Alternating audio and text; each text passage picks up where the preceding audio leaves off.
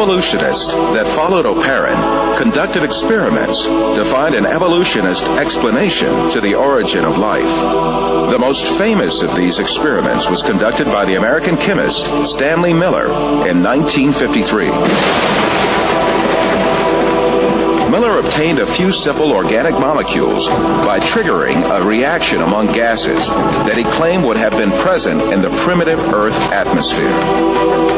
At the time, this experiment was regarded as a scientific proof for evolution. It turned out to be no such thing at all. Later discoveries showed that the gases used in the experiment were very different from the gases that had been present in the early atmosphere of the world.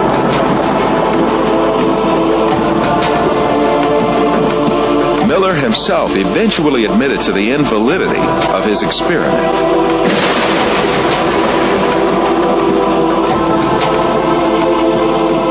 Every evolutionist attempt in the 20th century to account for the origin of life has ended in failure.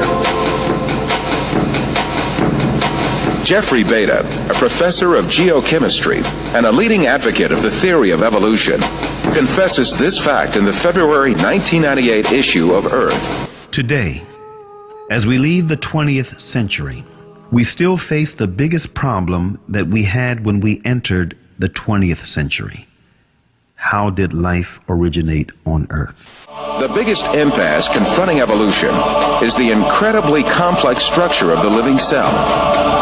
Every living thing on Earth is made up of cells about 1/100th of a millimeter in size. Some living things are made up of a single cell. Yet even these single-cell organisms are remarkably complex in their composition.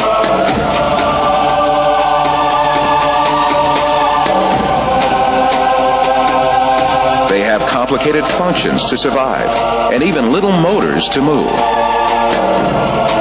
In Darwin's time, this complex structure of the cell was unknown. With the primitive microscopes of those days, cells appeared to be little more than featureless stains.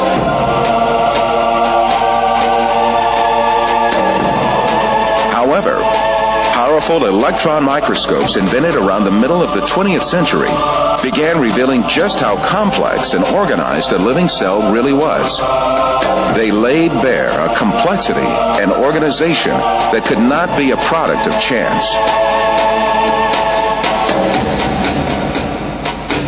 A living cell is comprised of thousands of tiny parts that work in harmony.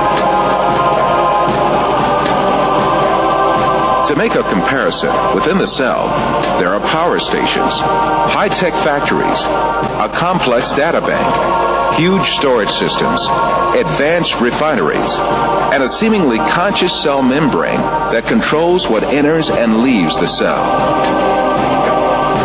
In order for the cell to survive, all of these organelles have to exist at the same time. It is impossible that such an intricate and complex system could have emerged as a result of coincidences.